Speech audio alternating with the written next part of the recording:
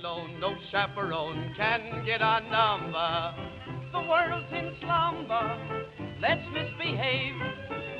There's something wild about you, child, that's so contagious.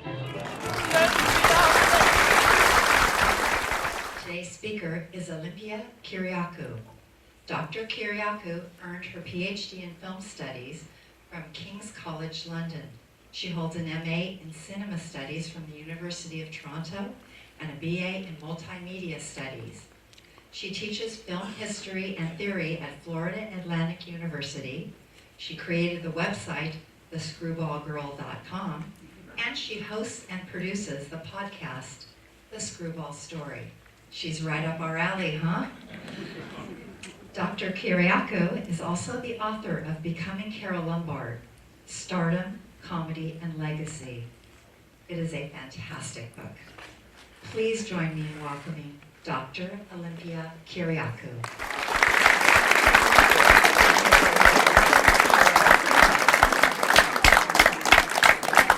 Thank you to Aliece and Ed and the Film Society of Screwball Comedy for inviting me here to introduce what I think is one of the greatest comedies of the 1930s, 20th century.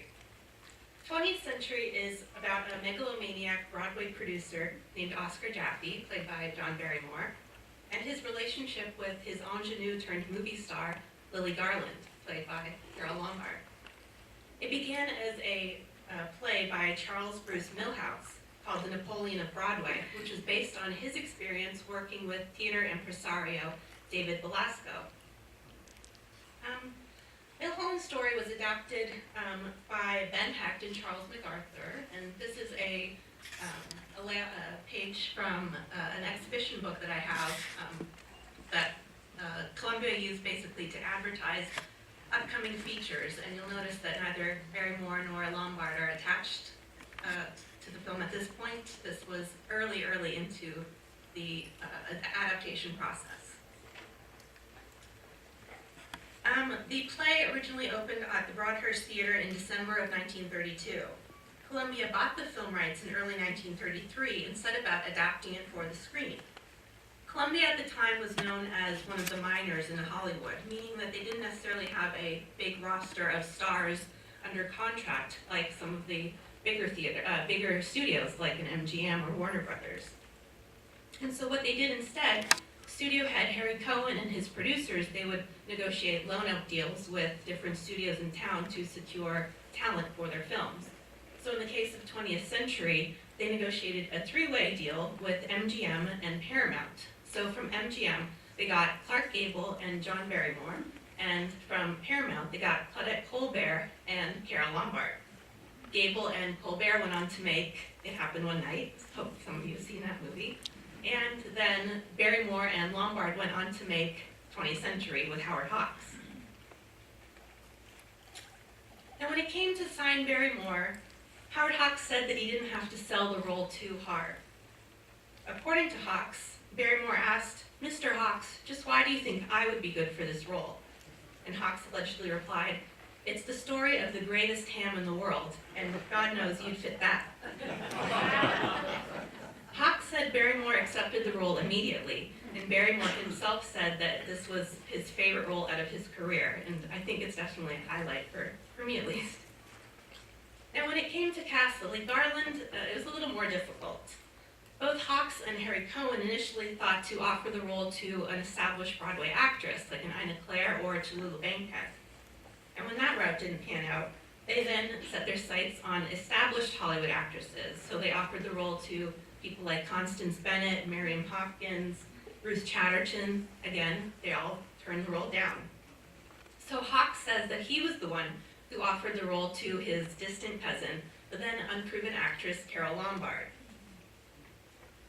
Now there's a common misconception that Lombard was a quote-unquote natural screwball comedian because she spent her formative years prior to this film working with slapstick producer Max Sennett. Now, that could not be further from the truth. So in 1927, Lombard signed with Max Sennett to be one of his bathing beauties. But apart from a handful of films, most of her silent roles are of the coquettish vixen variety. Now, she left Senate in 1929 and eventually landed a contract with Paramount in 1930. And at the time, glamour and sophistication was very trendy at Paramount, and considering Lombard was a relatively blank slate, the studio decided to transform her into a glamour girl, similar to what they did with stars like Kate Francis and Marlene Dietrich. And so for the next 4 years, from about 1930 to 1934, around the time that 20th Century came out, Carole was cast in films like No More Orchids, No One Man, and Sinners in the Sun, that really play up her sophisticated, albeit superficial persona. And I think her glamour girl image came at the expense of her acting skills. In these early films, she wasn't really given a chance to showcase her talents. And Paramount's mismanagement was ultimately Carole's gain, because it was only through a series of strategic loan-out deals, like the one with Columbia, that she was really able to hone her talent and blossom into the screwball star that we all know and love today. But at the time that she was cast in 20th Century, there was really no indication that Lombard could match Barrymore's ostentatious flair. And Lombard herself was quite intimidated to work with Barrymore. She was a movie lover from childhood, and so she grew up watching him. One day, Hawks got fed up with Carole's lackluster energy on set, so he decided to pull her aside and give her a pep talk. And he ended it by asking, "Now, Carole, how would you react if a man spoke to you the way Oscar does to Lily?" Now, if you know Lombard, you know she swore like a sailor. She had a very dirty mouth. So, in true fashion, she said, "Mr. Hawks, I'd kick him in the balls." And it was just the motivation she needed to dig into herself and give the performance one of the highlights of her career.